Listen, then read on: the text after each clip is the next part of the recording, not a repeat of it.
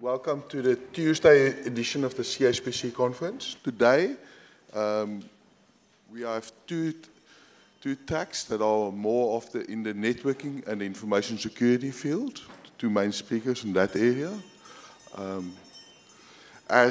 Although it's a CHPC conference, the data needs to usually be transported to the CHPC, and therefore the networking part we also consider quite important. So firstly, I would like to introduce our first international keynote speaker, Mr. Michael Foley. Mr. Foley has been an enthusiastic explorer of information and communication technologies and how it can transform the educational sector in effectiveness and accessibility from the 1970s. But in 1997, he was invited to join the World Bank to contribute to the design and implementation of what was known as the Global Development and Learning Network, where he became the leading expert in that technology, in that field, and that network. In the early years, that was based on satellite technologies, but it then moved to fiber technologies as the people were building their own fiber networks, and national research and education networks began and started to blossom.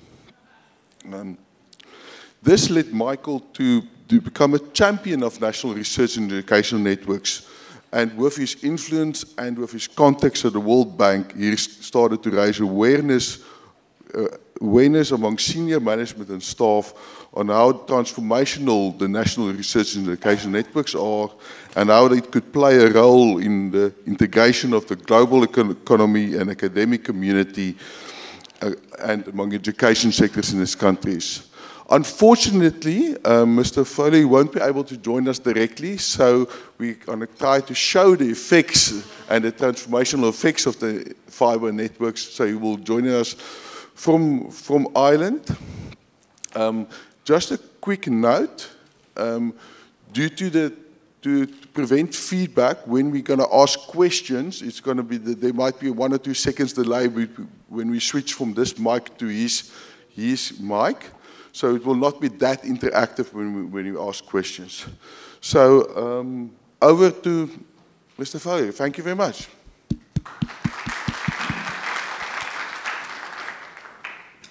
Thank you, Renier. That's a nice introduction. Thank you very much indeed to give a lot of background. And thank you for the invitation to speak. And unfortunately, due to family commitments here, I had to stay at home.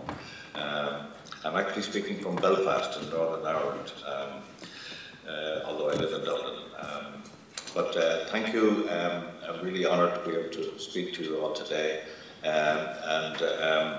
I have to kind of humbled really, because you're all experts in high performance computing, and I'm not a computer expert, nor actually am I a network engineer either. I'm a user from way back, and I saw the potential and the need for good connectivity, as Renier explained. So when I saw the fiber optic submarine cables coming down around both sides of Africa, I was trying to persuade my colleagues at the World Bank that now is the time to fund the new emerging NRANs that were beginning in Africa. And their response was, that the manager's response was, well, we don't know what's happening. We need a baseline to know what is the status. So this is what I will be basing my talk today, is making a case for NRANs. The next slide, please. Making a case really to users like you, but also to administrators in universities and in governments, and to donor agencies who would not be technically minded people. So the language I use today is very much in terms of layman's language of an understanding. So you forgive me for the kind of simplicity of the language, but it's important.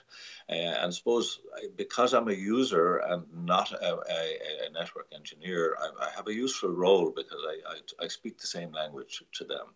So if you are in the position where you need either your universities or research centres to get involved, or if you're involved in government or trying to persuade government to fund NRENs in any of your countries, maybe this presentation might be helpful that you could use. And feel free to download the slide presentation and use it yourself. But the presentation is based on the report I did a couple of years ago on the role and status of national research and education networks in Africa. And it's in two parts. By the way, it's downloadable from either the World Bank website or on the GÉANT website. They have a whole section making the case for NREN. So you can see that web address there, and you can download the whole report in English or in French if you're from a Francophone country. So, I mean, the report is really in two parts. 50 pages of it are making the case for NRENs. Next slide, please. Basically explaining what is an NREN, what they do, why do we need them, what's so special, and what is the government role. Their needs of NRENs are not understood outside the actual NRENs themselves. They're often not understood by university management, not understood by government, by funding agency, and very often they're seen as a threat to internet service providers. So they have difficulty making their case. But we'll look quickly at what they are and then explain in very simple terms to lay people. So next slide, please. Let's face it, we live in a digital world. Steve Jobs years ago talked about 1,000 songs in your pocket when he launched the iPod. Well, as you know yourselves, the world is in your pocket now. Everything from buying airline tickets, getting music, shopping, newspapers, radio, TV, they're all in your mobile device. So it's a total transformation, really, you know. And so you need to persuade administrators. This is not going to go away, you know. So rather than asking what's the benefit and what's the impact, you know, it's really, we need to talk about how we can use it, and with two important things: with quality of the content and providing equal access. And that's what connectivity is all about. It's about equal access. A couple of years ago, the next slide, please. A couple of years ago, the World Bank brought out its annual digital dividends report, and basically talking about the benefit of the internet and what kind of economic benefits there are. But you could sum it up in saying that it says the internet promotes inclusion, efficiency, and innovation. And the inclusion is very important, that word inclusion. So I would try to emphasize that. Next slide.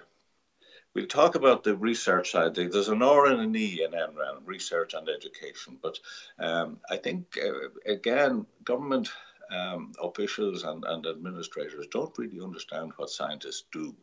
And maybe you find that frustrating as well when you're trying to persuade them. Because I was talking to a minister in South Asia, and his concept of, he was wondering, why do we need these networks?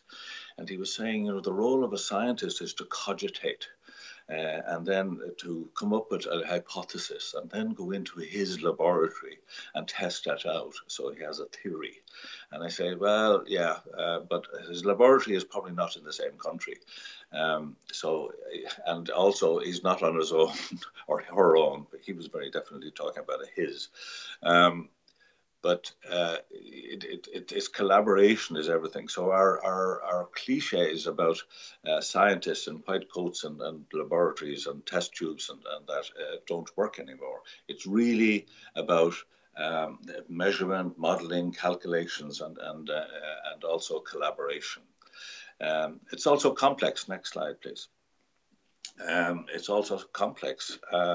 There's just a trivial quiz if you want to ask somebody, what's the record number of citations in a single research paper? Well, there were 5,000, over 5,000 LHC, Large Hadron Collider research paper on the Higgs boson.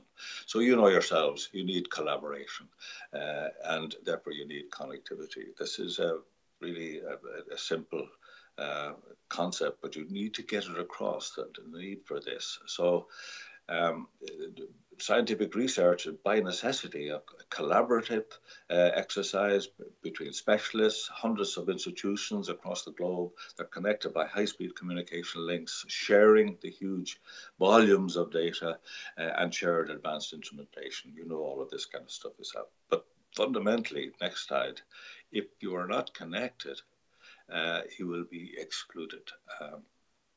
Next slide. Oh, sorry, I've been racing ahead, actually. So you can actually bring the next slide up as well. There we go. So, you all know this. You need to collaborate, and you need to collaborate across borders, and therefore connectivity is really important. But if you're selling the case for an NREN, high-level research and high-performance computing may seem as a minority sport, in a sense, in a country to a Minister of Education. He or she sees the education part, the E. So you need to sell the E part, the education part. So next slide. So how do we do the E in education? Well, next. Teaching and learning in the digital age has kind of 9 trends, and these are summarized here. Mobile is where it's at, and the concept of bring your own device. So we used to have computer labs for students would go to access the internet, etc. But now is really the infrastructure in the campuses. A lot of it is Wi-Fi or mobile devices, and they bring their own device. Research in Kenya just recently, way back in 2013, found that 50% of students in Kenya had their own device, which is extraordinary development. Admittedly, Kenya is unique in terms of its advanced networks and access. So all of these things that you can see here on the screen is the way teaching and learning is going in the digital age, and we need to respond to that. Next slide. We can agree, therefore, that the internet and connectivity are vital for science and for education, which is the engine of innovation. So we need to ask ourselves that, how do we organize that?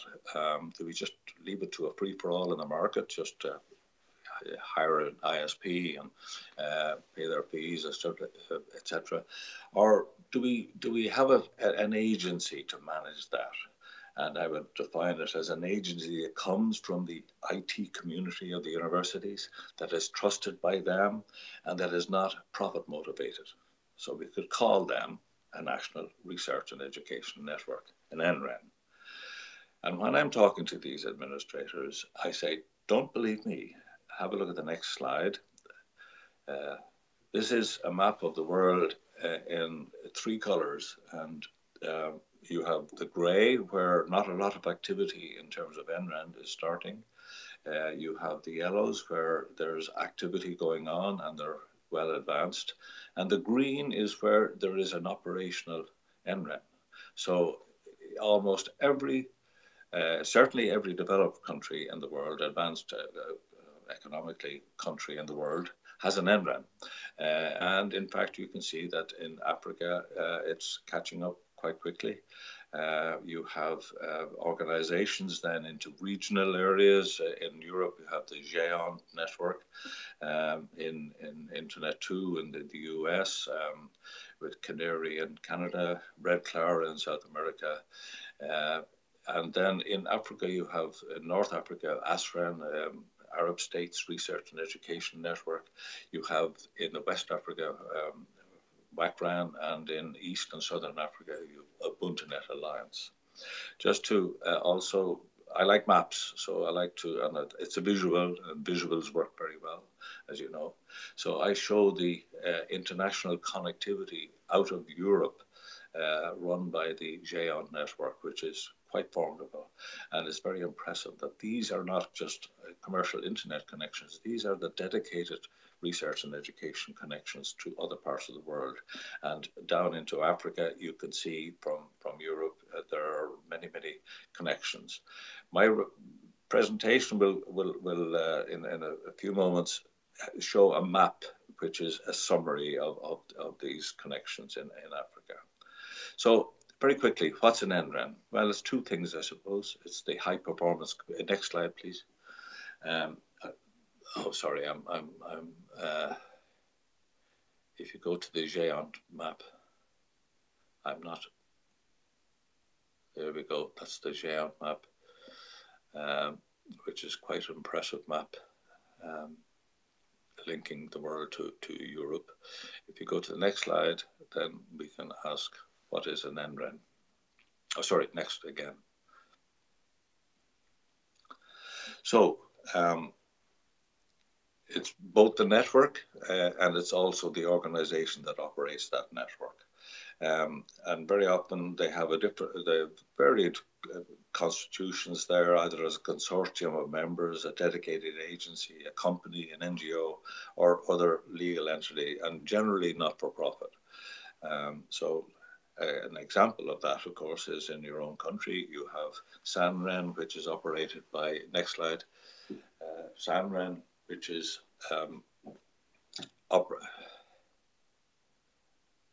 next, please. Okay. SANREN, which is operated by TenNet, and most of you are familiar with that, of course, but nice map too. I love maps.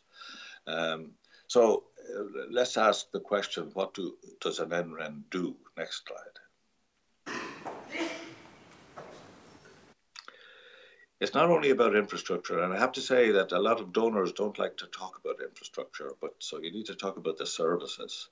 And its primary service is to actually lease the capacity on fiber infrastructure.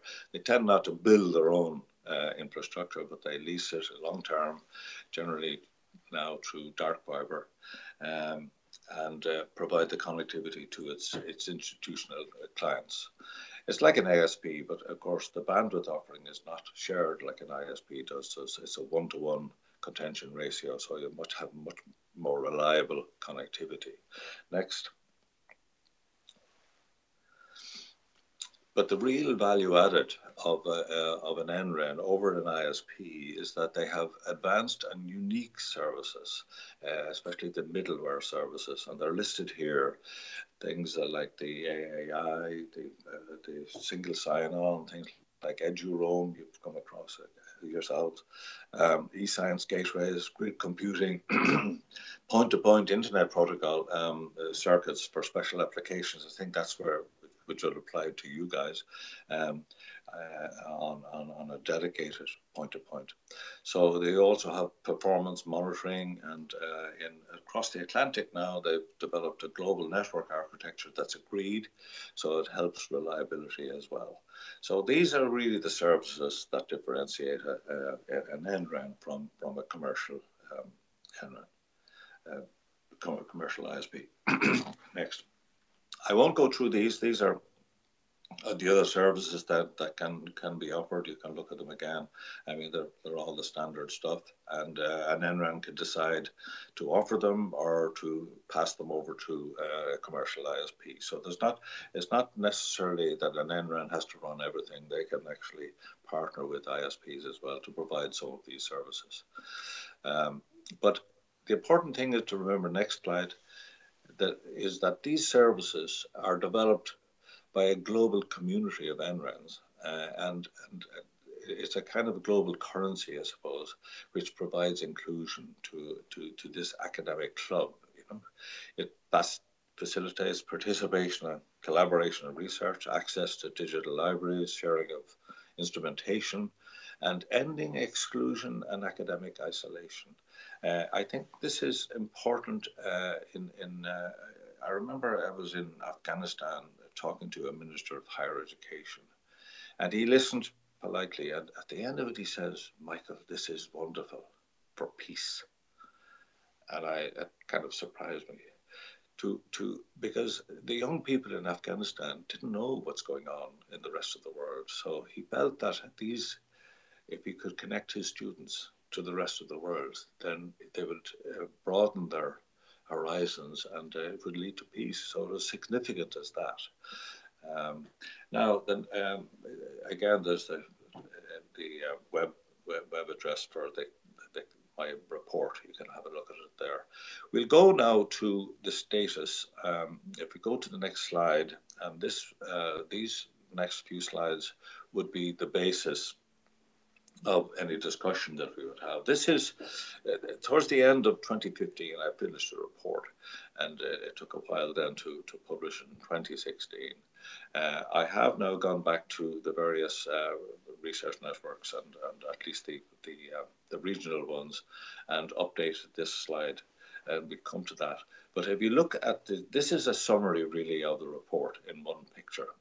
You'll see three different colors, green, brown, and yellow, and they represent the regional associations. So the green is the WACRAN, West and Central Africa Research and Education Network. On the top is the yellow is ASRAN, Arab States Research and Education Network. And the brown toned ones are the East and Southern Africa UbuntuNet Alliance. Next slide, please. The program for developments here is really driven by the Africa Connect program. I'm not sure how many of you have heard of this. It's an largely EU funded with partner contributions as well, program that's been going for several years now. And oh, sorry, you've gone ahead of me there, but it's okay.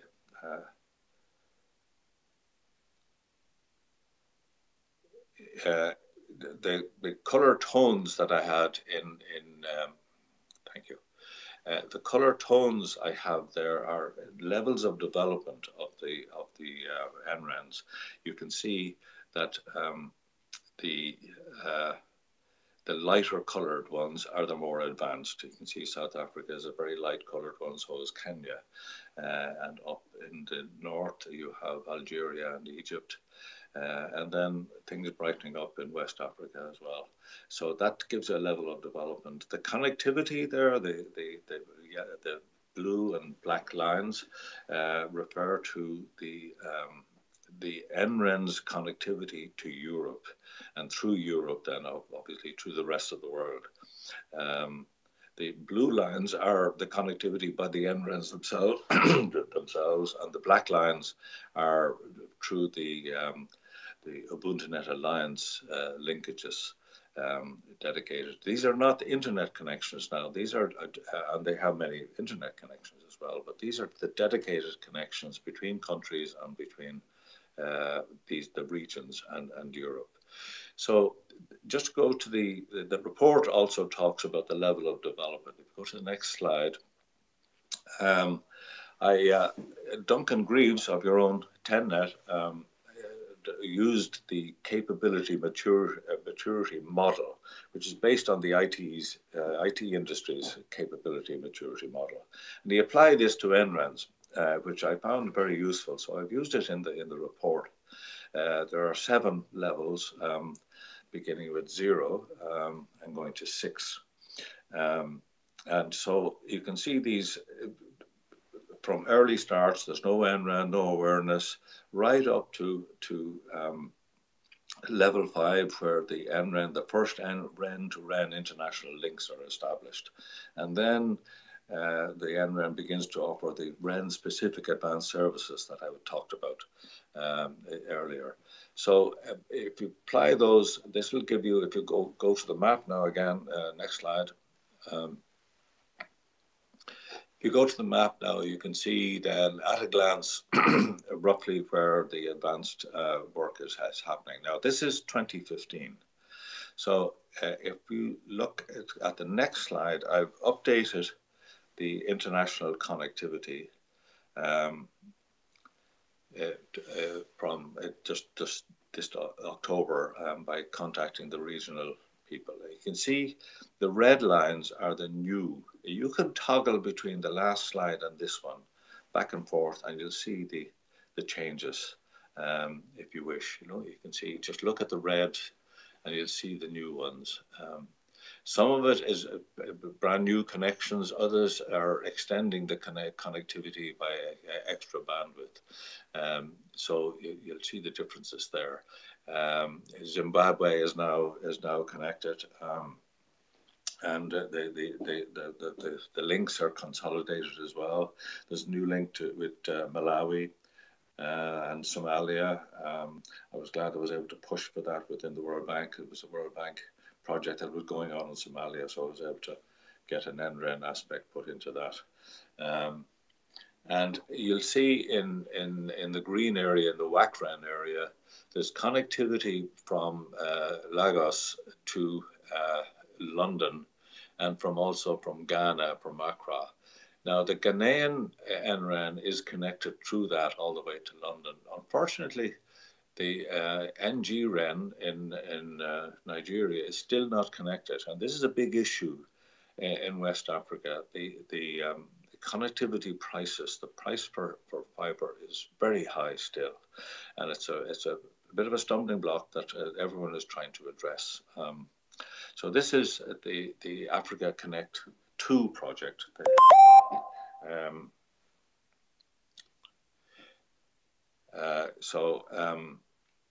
The Africa Connect 2 project, and just 2 weeks ago, if you look at the next slide, the Africa Connect 3 has just been announced, and the funding has that. So this program is set to be continued, and so hopefully more and more countries in Africa will get the connectivity. And of course, it's not just connectivity as well. A lot of it is training as well, and capacity building. Now, that's the Africa Connect and the European connection. But if you look at the next slide, there is a relatively small project, but it's useful. It's funded by the National Science Foundation in the US, and it's called the NEAR project, Networks for Europe, American, and African Research, NEAR. And the partners are Indiana University. They operate the global NOC for the US, and also with GEONT. So there's two redundant connections there between Europe and the US. And that, of course, because it's linked to GEONT, brings in Africa as well through those other connections. And a lot of it is about the performance management, and also science engagement is kind of a marketing exercise to get people to use these ones. And nextly, on the capacity building side, I can't go on without mentioning the Network Startup Resource Center in the University of Oregon. The guys there, led by Steve Hooter, have been doing fantastic work for about 25 years now, all over the world. And their influence is really strong, and they're really dedicated teams. And of course, they're scaling up by offering a lot of training of trainers, courses on networking, and all of the issues in terms of the services offered by NRENs, and also very good courses on campus networking. Because let's face it, an NREN is only as good as the last mile to the student on the campus network. So there's a huge need there. There are some challenges. Next slide. Primarily, well, that's breaking down now, I suppose, but the vested interests of the incumbent telcos. And in West Africa, we have a bit of a problem there to get decent prices on fiber. And so there's a lack of competition there because of that. Also, the lack of fiber in some countries, although that's been addressed year by year, it's much better. Also, we need government commitment, and this is where the case for NRENs has to be made. sometimes there's too much regulation or too little regulation, because really NRENs in a whole regulatory environment, NRENs need to be seen as something that is of a public good and needs their support, you know. And then of course the readiness of the universities. That's the final hurdle to the faculty and the campus network, that the faculty need help in digitizing their work and moving into the digital area, especially in the education side, and also the campus network for the last mile. Next slide. Back to the next slide. Sorry, I was skipping ahead there again, I think. You know. In the digital dividends overview, by the way, see that you look at the background photograph. That's a World Press Photography award-winning photograph. It's people on the shore of Djibouti facing Somalia, and they're looking for a cheap signal. People search for connectivity, and they go to the shores to do that. It's a wonderful image of the desire for connectivity that's among people. But back to the report, they talk about the analog complements, and really, this is all about the human factor. So next slide. So how to make it happen? We need an enabling environment, and most of the issues are, as you know, are not technical. It's mostly analog. It's the human factor. Now, I have a kind of a mantra about people who quote say, well, it's not our law here, it's not our policy to do this. And of course, sometimes people invoke these kind of policies as if they're the laws of gravity or the laws of nature, but they're not. People made them up, people can change them. So you can challenge them, you know. So we need to also ask the right questions. One of the things is sustainability. So is this sustainable? Of course, sometimes that's the wrong question, because when they mean sustainable, they really mean market sustainable in terms of user fees, etc. But I would quote the fact that in many developed countries, most library service, public libraries, are free. So are they sustainable? Of course they are. But they're sustainable by taxpayers' money. So it's a matter of making it sustainable in a structure of funding and accountability, and they can make it work. But to force NRENs to be commercially sustainable in a very competitive world is not fair, basically, in my view. Next slide. So what can governments do? Well, they can have an enlightened regulatory policy, first of all, and the World Bank is quite strong on that in terms of advising government, encouraging competition and bringing the prices of infrastructure down. But also, I think they need to see that there's a public good nature of an NREN, and it's not just another ISP that has to compete in the marketplace. So they need to support both the establishment of the NREN and the funding of it. And there are many models of that. In Europe, it's 50-50 total government funding, and some of it is the 100% funded by members. But of course, the members are universities that are funded by government anyway. So most NRENs need government funding is the important thing. And if the government don't have that, then poorer countries need to seek donor funding if necessary. Small things like duty-free importation. This was the NSRC people were asking if this could be allowed. It would help NRENs as well. And then operators licensed with agreed acceptable use policies as well. And also the need to promote the use of ICTs in education. So next slide. Let's go to development partners, people like the World Bank and other development agencies of the aid agencies of the countries. And they can do direct financing for an NREN. The Canadians are good at that. The Nordic countries are good at that. But also, very often when they're responding to requests for funding, they ask, I think, unrealistic questions about an NREN. It's not just a matter of the impact they will have, and sometimes they're asking NRENs to answer, say, how many PhDs are going to come out of this network. Well, the problem is it's not the network. The network is a necessary basis for this, but it's not sufficient. Too many human factors come in here, the analog factors come in here. So it can be unrealistic sometimes in what they ask NRENs to say what will be the outcome and the impact. So they can offer, donors can offer other services like advisory services, knowledge exchanges. I ran a nice program in South Asia called the Serene program, where for government and university management, I brought on a tour of other NRENs, and I must say they came back basically saying, I want one of those. And seeing is believing, I suppose. So very useful, these kind of study tours. And also then training, and they can support capacity building and training like the NSRC people are doing. So next slide, what can higher education institutions do?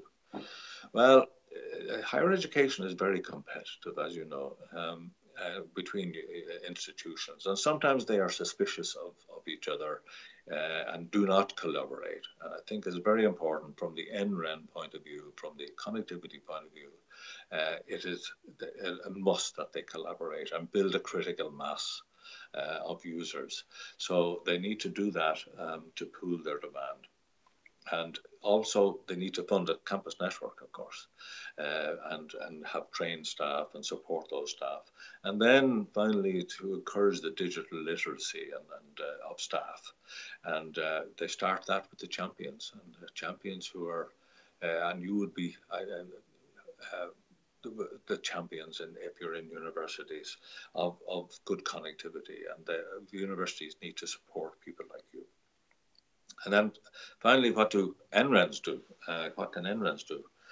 Well, they need to be entrepreneurial, and they need to be creative, and they need to offer these advanced services. Otherwise, they will be just like an ISP. So they need to offer those advanced and unique services. And that's happening in Africa. There's a lot of training going on, and these other services are beginning to happen. So they need a lot of training for staff, and they need to listen to the universities and the needs. And obviously, you people in high performance computing have very specific needs, and an NREN should be able to respond to that. Other issues are things like the future is mobile. They need to keep looking at the technology as it changes, expand the use of dark fiber, and then offer cloud services, either act as a broker or provide them themselves. So that's really what I have to say, and I'd like to thank you, and I'll leave you with this map, which I think is useful, and also the contacts. Next slide will show you some contacts that will be useful to look at. The Ubuntu Alliance, if you want.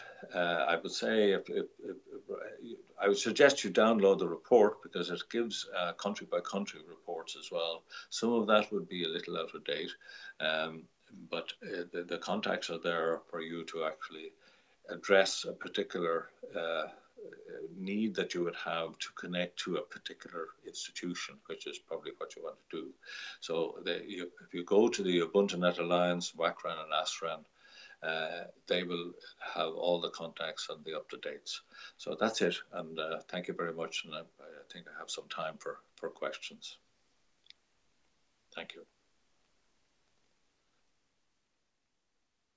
Yeah, questions? I will start with a quick question.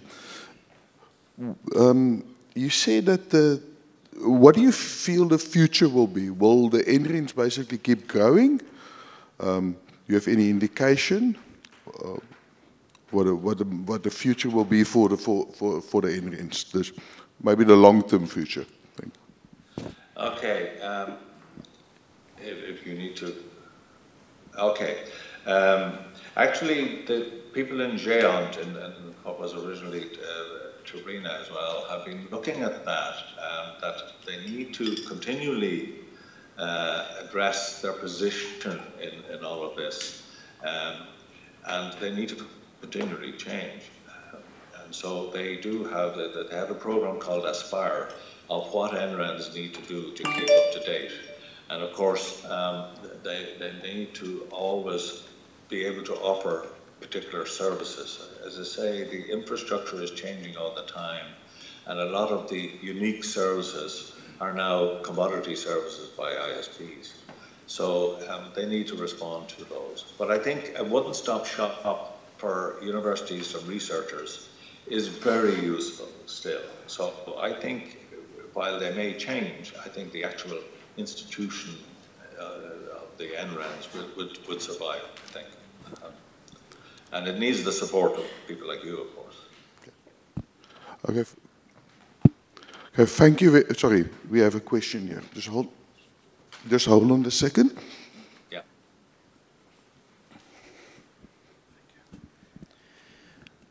With the increase in cloud computation and the use of cloud services, are you seeing an increase in direct connections between NRENs and cloud services instead of passing through commercial internet exchanges? You won't have that in Africa just yet. Some of those kind of services are only beginning in Africa. But it's certainly in Europe and the US, there's a lot of collaboration between the cloud services and the NRENs, and with direct connectivity into them. But this will, I mean, what is happening in Africa is that they were following the Asian, European, and North Americans with that. So it's a gradual learning from them. Okay, we have another question. Hi, Michael. Thanks for the good update on where we are sitting in terms of connectivity. Obviously, from where we are, my concern will be on that gray on the African continent. And I wanted to find out, with the global network architecture, is there any hope that we can be able to assist some of these countries to fast track in changing the gray into green? Thank you. Well, the big activity. You're hearing me now, yeah? Yes. Yes. Yeah. Okay. The big activity is through the regional associations. The WACRAN in West Africa and UbuntuNet Alliance in Southern and Eastern Africa. They are continuing to generate interest in these countries, but it has to come from those countries. But they're not being ignored. We're not waiting for it. So if you want to help those countries get active, I suggest you contact UbuntuNet Alliance if it's in that region, and see what's happening in those countries. Because they are they're invited to all the regional activities, etc. So that's the way to do it, I think. You know, but obviously, if you have a particular country in mind where you want to collaborate, then I would suggest that you point the people in those countries into this whole development of NRENs, and that they can begin to form a consortium, and it's beginning to happen. On the global network architecture, it's really agreements between the GEONT communities and the North Americans, which hopefully will spread as well. It's increased agreement on the architecture, which will increase collaboration. This will also extend to Africa as we go, but it's driven really by the more advanced networks. Any more questions? Okay, thank you very much. I think this was a fantastic visual demonstration of the effects of networks, that on a very short notice, you were able to do a fantastic presentation all the way from Ireland, Northern Ireland.